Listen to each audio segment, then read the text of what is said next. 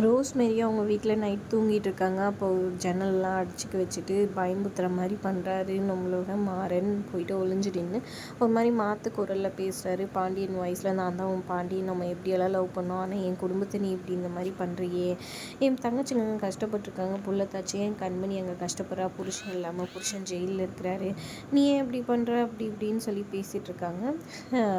பாண்டியா, அது என்னை மன்னிச்சிடு, நான் தெரியாமல் தப்பு பண்ணிட்டேன், எங்கள் அம்மாவை கொன்னுடுவேன், என்னையும் கொன்னுடுவேன்னு சொல்லி பயமுறுத்துறாங்க. அதனால தான் நான் இந்த மாதிரி பொய் சொல்ல மாதிரி ஆயிடுச்சுன்னு சொல்கிறாங்க. எதுக்காக, என்ன ஏதுன்னு சொல்லி கேட்குறாங்க. நான் பண்ண தப்பு தான், நீ பண்ண தப்பை நீ தான் சரி பண்ணுன்ற மாதிரி சொல்லிடுறாரு. உடனே அவங்க அழுதுகிட்டே, கண்டிப்பாக சரி பண்ணுறேன்னு அழுதுகிட்டே நிற்கிறாங்க. அப்புறம் வீட்டுக்கு போயிடுறாரு. போயிட்டு வீரா கிட்டே உட்காந்து பேசிகிட்டு இருக்கிறாரு.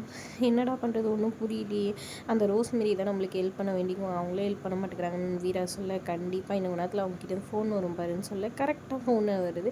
எப்பட்றா அப்படின்னு கேட்க, அதெல்லாம் அப்படி தான் அப்படின்னு சொல்கிறாங்க.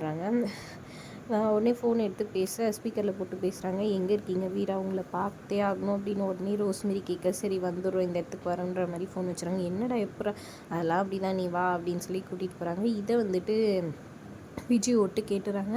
அப்புறம் நேராக 2 பேரும் ரோஸ்மேரியை பார்க்கறதுக்காக போகிறாங்க. ரோஸ்மேரியை பார்த்தோன்னே ஓடி உங்ககிட்ட மன்னிப்பு கேட்பா பாரு அப்படின்ற மாதிரி சொல்ல, கரெக்டாக அதே மாதிரி பண்ணுறாங்க. எப்படா இதெல்லாம் அப்படின்னு சொல்ல, அதெல்லாம் அப்படி தான் அப்படின்னு சொல்கிறாங்க.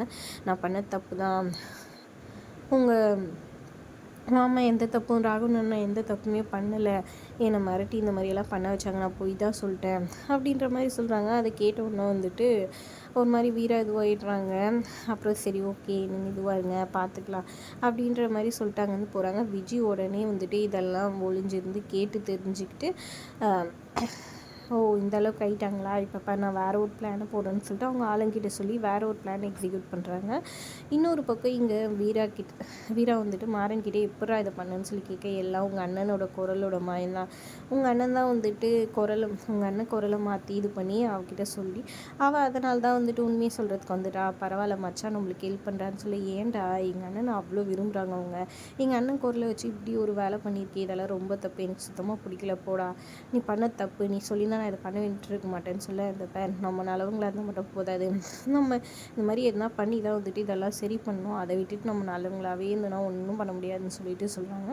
இதனால் வீரா ஒரு பக்கம் கடுப்பாயிடுறாங்க. அதுக்கப்புறம் இங்கே பார்த்திங்கன்னா விஜய் அவங்க ஆளுங்க மூலமாக போலீஸ் ஸ்டேஷனில் போயிட்டு கண்மணிக்கு உடம்பு முடியல, ஹாஸ்பிட்டலில் சேர்த்துருக்கோம், அவங்க தான் சொல்லி அனுப்பிச்சாங்க, வீட்டில் யாருமே ராகவன் அண்ணாக்கு தெரியக்கூடாதுன்னு பார்த்துக்க சொன்னாங்க, ஆனால் கண்மணி அக்கா தான் என்கிட்ட சொன்னாங்க, அதான் சொல்லிட்டு போகலான்ட்டு ராகவன் அண்ணா எப்படின்னா வந்துடுங்கன்னு சொல்கிறாங்க. நீ போயிட்டு ஜாமீன் வாங்கிட்டா அப்போ தான் விடுவோன்ற மாதிரி இன்ஸ்பெக்டர் சொல்லி அனுப்பிச்சிடுறாரு. மாறன் ராகவன் என்னை விட்டுருங்க, என் பொண்டாட்டி பார்க்கணும், கண்மணின்னு கதறி அழுதுட்டுருக்கிறாரு. என்ன பண்ண போகிறாரு, இது மூலமாக ராகவன் போலீஸ்லேருந்து தப்பிக்க போகிறாரு. இன்னும் கொஞ்சம் தண்டனையை வாங்கி கொடுக்கறதுக்காக விஜய் உள்ள பெரிய பிளானை போடுறாங்க. எனக்கு நீங்கள் என்ன நினைக்கிறீங்க, மறக்காம கமெண்ட் பண்ணுங்கள். வீடியோ பிடிச்சிருந்தா லைக் பண்ணிக்கோங்க. தேங்க்ஸ் ஃபார் வாட்சிங்.